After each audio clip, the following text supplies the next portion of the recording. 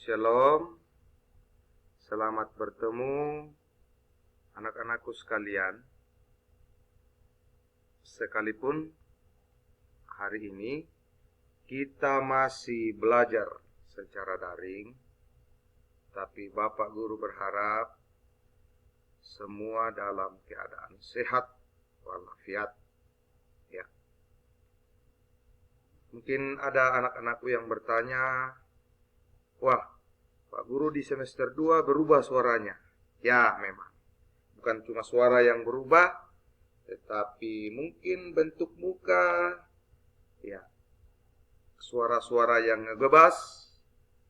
Karena di semester 1 kemarin, yang mengajar pendidikan agama adalah Pak Guru Joni. Ya.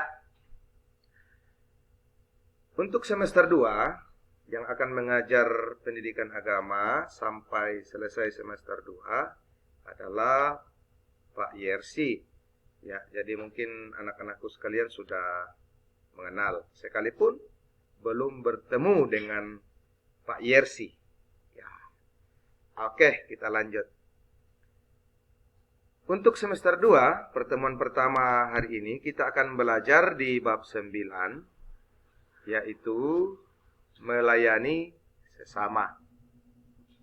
Ya, jadi mungkin anak-anakku semua sudah pernah mendengar arti kata melayani.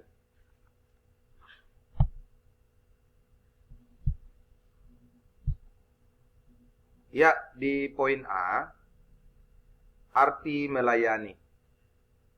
Dalam bahasa Yunani, kata melayani adalah diakonia. Ya, mungkin ada anak-anakku sudah mengerti dan memahami apa yang dimaksud dengan diakonia. Diakonia itu adalah salah satu tugas dan panggilan gereja. Diakonia adalah melayani. Sedangkan diakonos yaitu pelayan. Dalam perjanjian lama, kata melayani terkait dengan pelayanan imam. Nah, sedangkan dalam perjanjian baru, kata melayani berarti melayani di meja. Siapa yang dimaksudkan melayani di meja di sini? Yaitu Tuhan Yesus. Ya. Nanti anak-anakku sekalian di rumah, silakan membaca Alkitab dari Injil Lukas pasal 17 ayat 8 dan Injil Yohanes pasal 12 ayat 2. Bagaimana pelayanan Yesus terhadap para murid. Nah, kapan pelayanan itu terjadi? Pada saat Yesus akan pergi meninggalkan para murid. Ya. Melayani berarti tidak mengharapkan balasan. Ya. Melayani berarti tidak mengharapkan balasan atau imbalan atas pertolongan yang kita sudah lakukan. Ya. Apa yang kita pahami tentang melayani? Apakah termasuk melayani ketika kita sedang melaksanakan ujian, terus kita memberi jawaban kepada teman? Apakah itu termasuk pelayanan? Ya, tentu bukan pelayanan yang baik. Nah, yang mana yang dimaksud dengan pelayanan atau melayani adalah ketika kita menolong, ketika kita membantu, ketika kita memberi tanpa mengharapkan balasan atau imbalan. Nah, pertolongan yang kita lakukan itu didasari oleh dua rasa. Yang pertama adalah rasa simpati dan yang kedua adalah rasa empati. Nah, rasa simpati itu berarti kita mempunyai rasa belas kasihan. Sedangkan rasa empati itu berarti kita merasa sepenanggungan dengan orang yang kita tolong. Ya. Simpati itu adalah kita punya rasa belas kasih. Sedangkan rasa empati itu adalah rasa sepenanggungan. Ya, kita turut merasakan apa yang orang lain rasakan. Nah, itulah pengertian melayani. Kemudian di bagian B, siapakah sesamaku? Siapa sesama kita? Apakah hanya saudara kita?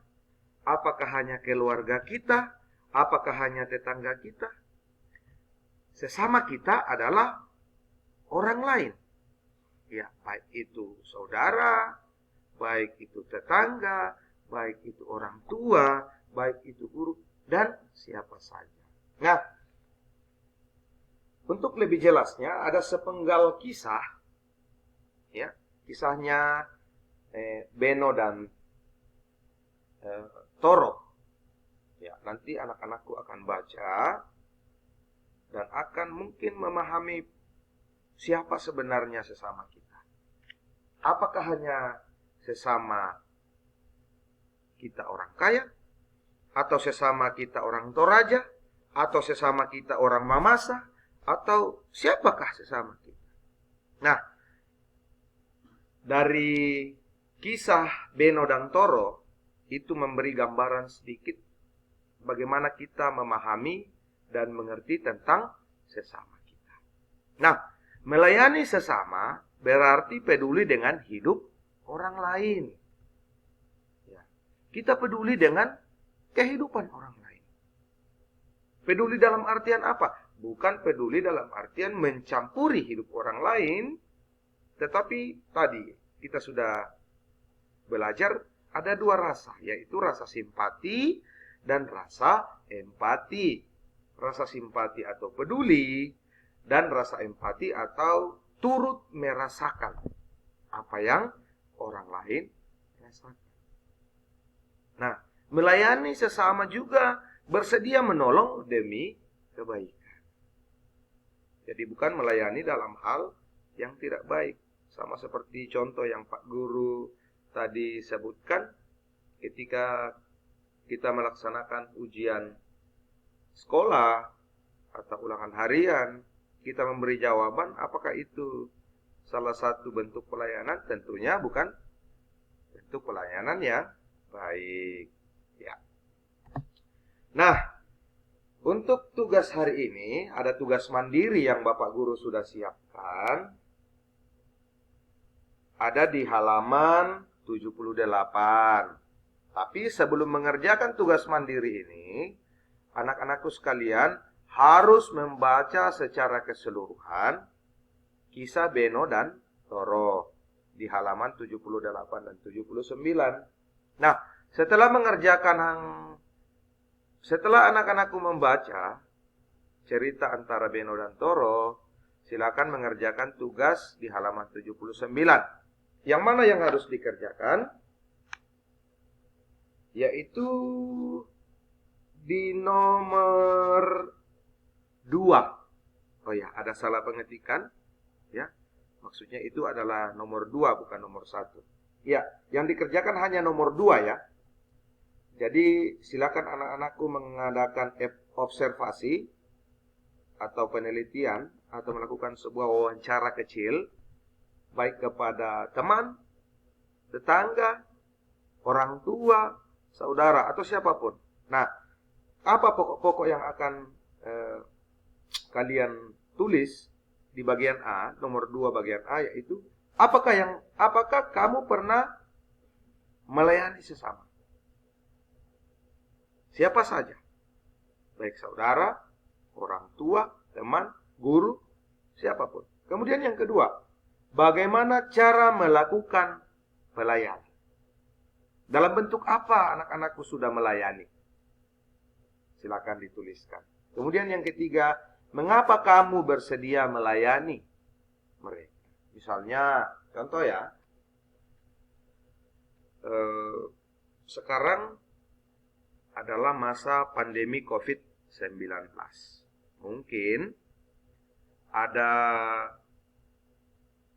tetangga atau siapapun yang mungkin terinfeksi atau terpapar oleh virus corona.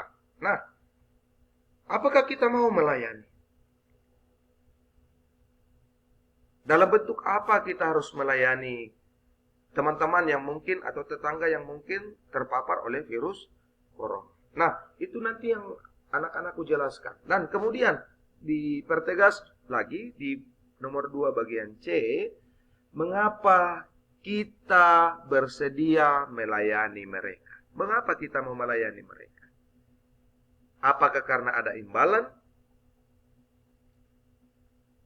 Ataukah ada sesuatu di balik pelayanan kita? Nah, itulah tugas mandiri yang akan kita kerjakan.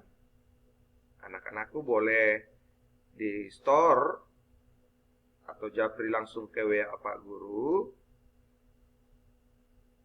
dalam bentuk foto, ya tentunya dengan teknik-teknik yang sama seperti semester 1 kemarin.